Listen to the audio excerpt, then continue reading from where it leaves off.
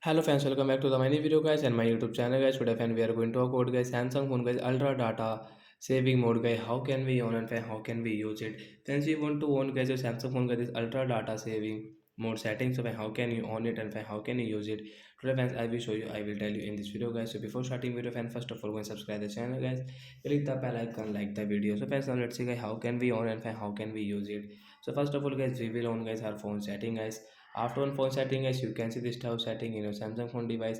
So how to on guys ultra data saving mode. Fans click on phone connection setting and fans again scroll. Fans click on data uses and fans scroll it. Fans you can see guys your ultra data saving mode here, and guys you can use from here guys, you can start from here, and fans you will have to enable from give permission from here, and fans you can see guys this limited background data guys you can use guys, you can add from here guys.